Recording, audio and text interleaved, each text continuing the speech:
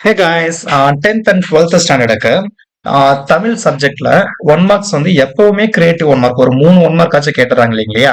So எல்லாருமே நம்ம எல்லா ஒன் மார்க்கும் தரவா படிச்சுட்டு போயிருப்போம். ஆனா கிரியேட்டிவ் ஒன் மார்க்னால நம்ம ஏதாவது ஒன்று தப்பா எழுதி விட்டு வந்துரும் இல்லைங்களா? ஸோ அதையும் சரி பண்ணிடலாம் அப்படிங்கிறதுக்கோசரம் இப்போ நம்ம என்ன பண்ண போறோம்னா புக்கை வச்சு உங்களுக்கு கம்ப்ளீட்டா ஒவ்வொரு யூனிட்டா ஒவ்வொரு வீடியோவும் ஒவ்வொரு யூனிட்டா இருக்கும். ஒவ்வொரு யூனிட்டுக்குமான புக்கின் கிரியேட்டிவ் ஒன் மார்க்ஸ் என்னெல்லாம் கேட்கறதுக்கு வாய்ப்பு இருக்கு அப்படிங்கிறத இப்போ நம்ம லெசன் வைஸ் பார்க்க போறோம். ஓகேங்களா? இதுல ஃபர்ஸ்ட் யூனிட்ல இருந்தே நம்ம போக போறோம்.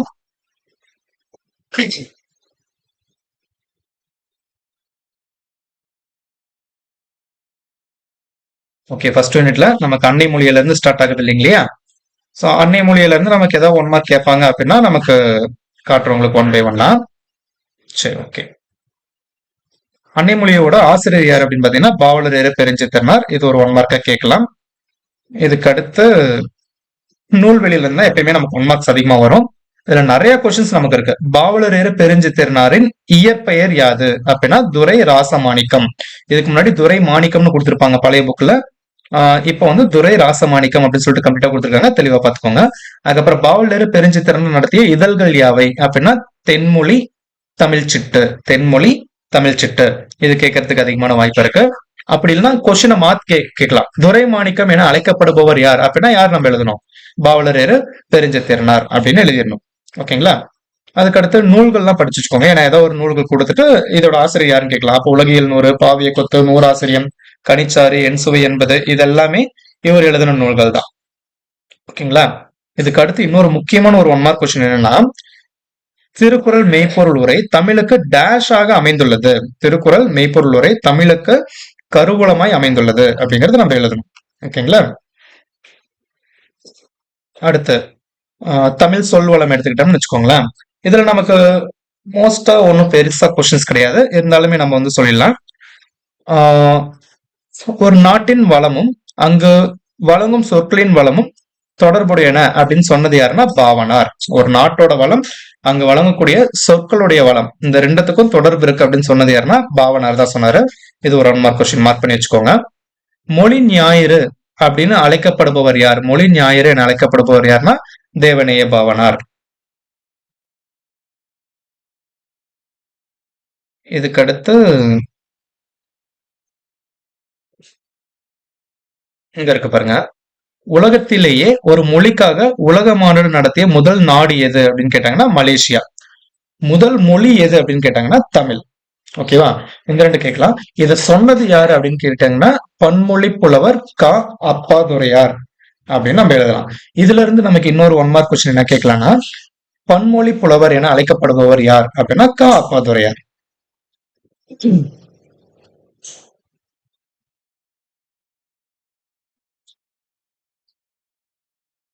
ஓகே, இந்த தானியங்களை குறிக்கக்கூடிய சொற்கள் இருக்கு பாத்தீங்களா? தானியங்கள் அதை குறிக்கக்கூடிய சொற்கள் இருக்கு இல்லைங்களா? இதை படிச்சுக்கோங்க. தானியங்களை நெல், புல் இதெல்லாம் என்னன்னு சொல்லுவாங்கன்னா கூலம் அப்படின்னு சொல்லுவாங்க. அவரை உளுந்த வந்து பயிர் அப்படின்னு சொல்லுவாங்க. வேர்க்கடலை, கொண்டை கடலை வந்து கடலை அப்படின்னு சொல்லுவாங்க, பேர்லயே இருக்கு. கத்தரி மிளகாயோட விதைகளை வந்து விதை அப்படின்னு சொல்லுவாங்க. புளி காஞ்சிரை அதாவது நச்சு மரம் இருக்கு இல்லைங்களா, அதை கால் அப்படின்னு சொல்லுவாங்க. வேம்பு ஆமனுக்கு வந்து முத்து. மா பனையை வந்து கொட்டை அப்படிம்பாங்க. தென்னையை வந்து தேங்காய். அவரை துவரைய வந்து முதிரை அப்படின்னு சொல்லுவாங்க.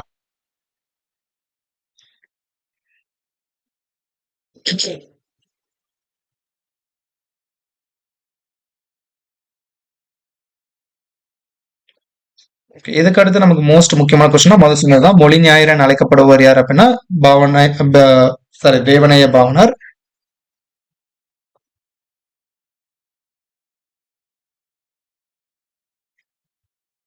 இந்த தமிழ் சொல்வளம் என்பது டேஷ் கட்டுரையில இருந்து எடுக்கப்பட்டது அப்படின்னா சொல்லாய்வு கட்டுரைகள். இதை நோட் பண்ணி வச்சுக்கோங்க. ஓகே, தமிழ் சொற்பிறப்பியல் அகர முதலி திட்ட இயக்குனராக பணியாற்றியவர் யார் அப்படின்னு கேட்டா அதுவும் தேவனைய பவனார் எழுதலாம், இல்ல மொழி ஞாயிறு எழுதலாம். ஆப்ஷன்ல என்ன இருக்குன்னு பாத்துக்கோங்க. உலக தமிழ் கழகத்தை நிறுவி தலைவராக இருந்தவர் யார் அப்படின்னு கேட்டாலும் தேவனைய பவனார் தான். அடுத்து இங்க ஒரே ஒரு ஒன் மார்க் வந்து நமக்கு இருக்கு பாருங்க. டேஷ் என்னும் நூல் முதலாக தமிழ் மொழியில் மொழிபெயர்க்கப்பட்டது. அதாவது போர்ச்சுகீசிய நாட்டின் தலைநகர் லிசுபனின் அங்க இருந்த ஒரு புக்கு தான். ஓகேங்களா? அந்த புக் நேம் என்னன்னா கார்டிலா. அதை ஃபர்ஸ்ட் தமிழ்ல தான் மொழிபெயர்த்தாங்களா, இதை நோட் பண்ணி வச்சுக்கோங்க.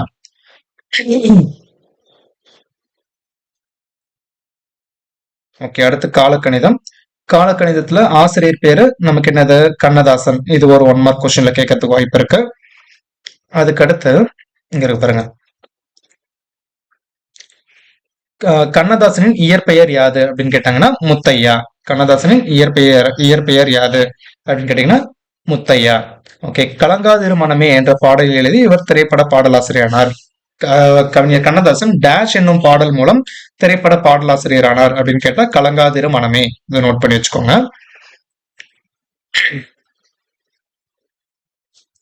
ஓகே, தனது திரைப்பட பாடல்கள் வழியாக எளிய முறையில் டேஷ் மக்களிடையே கொண்டு சேர்த்தவர். எதை மக்கள் கிட்ட கொண்டு போய் சேர்த்தாரு அப்படின்னா மெய்யியல் அப்படிங்கிறது மக்கள் கிட்ட கொண்டு போய் சேர்த்தாரு. அதுக்கப்புறம் சேரமான் காதலி என்னும் புதினத்திற்காக சாகித்ய அகாடமி விருது பெற்றார். சேரமான் காதலி அப்படிங்கிற புதினத்திற்காக சாகித்ய அகாடமி விருது பெற்றார். இதையும் நோட் பண்ணி வச்சுக்கோங்க, ரொம்ப முக்கியமான கொஸ்டின். புயலே ஒரு தோணி நமக்கு வந்து துணைப்பாடம் அப்படிங்கிறதுனால இதுல இருந்து 1 மார்க் கேட்கறதுக்கு வாய்ப்பு இல்லை. ஓகே, அப்போ அடுத்த சொல் இலக்கணத்துல வந்து பாத்தீங்கன்னா ஒரு எழுத்து தனித்தோ அல்லது பல எழுத்துக்கள் சேர்ந்து ஒரு பொருள் தருமாயின் அது டேஷ் எனப்படும், சொல் எனப்படும் அப்படின்னு நோட் பண்ணிக்கோங்க. திணைகள் எத்தனை வகைப்படும், 2 வகைப்படும். பால் எத்தனை வகைப்படும், 5 வகைப்படும். இடம் எத்தனை வகைப்படும், 3 வகைப்படும். இந்த மாதிரி கேட்கறதுக்கு வாய்ப்பு இருக்கு. ஓகே, தனிமொழி என்றால் என்ன, ஒரு சொல் தனித்து நின்று பொருள் தருமாயின் அது டேஷ் எனப்படும், தனிமொழி எனப்படும். அதே மாதிரி இந்த மாதிரி கண், படி, கண்ணன், படித்தான், இந்த மாதிரி எல்லாம் கொடுத்துட்டு இது என்ன வகையான மொழி, தனி மொழியா, தொடர் மொழியா, பொது மொழியா அப்படின்னு சொல்லி கேட்பாங்க. அப்ப நம்ம தனி மொழிங்கிறது ஆப்ஷனை செலக்ட் பண்ற மாதிரி இருக்கும். அதே மாதிரி பொதுமொழிக்கு எடுத்துக்காட்டு இங்க வந்து நமக்கு என்ன கொடுத்திருப்பாங்க, பொதுமொழிக்கு எடுத்துக்காட்டா பாருங்க 8 கொடுத்திருக்காங்க. அது எல் கூட்டல் தூண் பிரியும், வேங்கை கொடுத்திருக்காங்க, வேம் கூட்டல் கை அப்படின்னு பிரியும். இதே மாதிரியே பலகை, அந்தமான், கோவில், கோயில், இந்த மாதிரி நிறைய இருக்கு. ஓகேங்களா. அடுத்து நடத்தல், இது இலக்கண குறிப்பு தருக அப்படின்னா இது என்னது, தொழிற்பெயர் அப்படின்னு நம்ம தல் அப்படின்னு முடிஞ்சாவே அது வந்து தொழிற்பெயர் அப்படின்னு நம்ம ஞாபகத்தில் வச்சுக்கணும். நடை என்பது விகிதை பெறாத தொழிற்பெயர், இல்லைன்னா வினையடி அப்படின்னு நம்ம சொல்லலாம். மோஸ்டா இதுல நமக்கு 1 மார்க் வந்து அவ்வளவுதான்.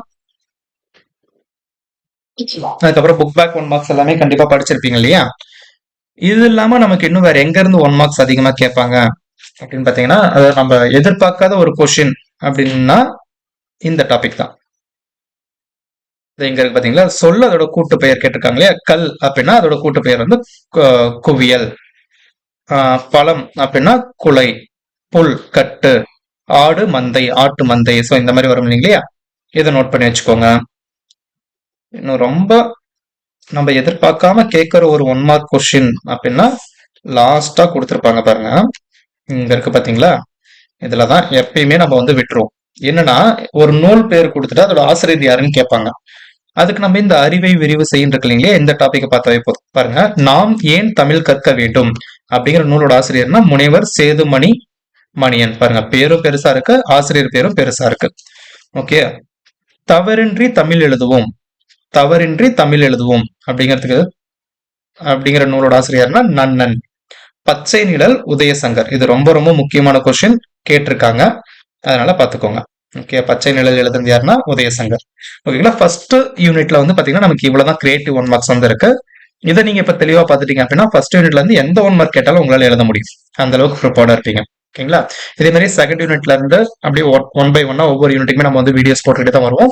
அந்த வீடியோஸ் எல்லாமே உங்களுக்கு வரணும் அப்படின்னா நீங்க நம்ம சேனலை சப்ஸ்கிரைப் பண்ணி வச்சிருந்தா மட்டும் போதும். நிறைய பேர் இப்பயுமே நம்மளோட சேனலை சப்ஸ்கிரைப் பண்ண தான் பார்த்துட்டு இருக்கீங்க. ஸோ மறக்காம சப்ஸ்கிரைப் பண்ணிடுங்க. உங்க ஃப்ரெண்ட்ஸ் எல்லாத்துக்குமே ஷேர் பண்ணி அவங்களையுமே சப்ஸ்கிரைப் பண்ண சொல்லுங்க. அடுத்தடுத்த வீடியோஸ்ல நம்ம பார்க்கலாம்.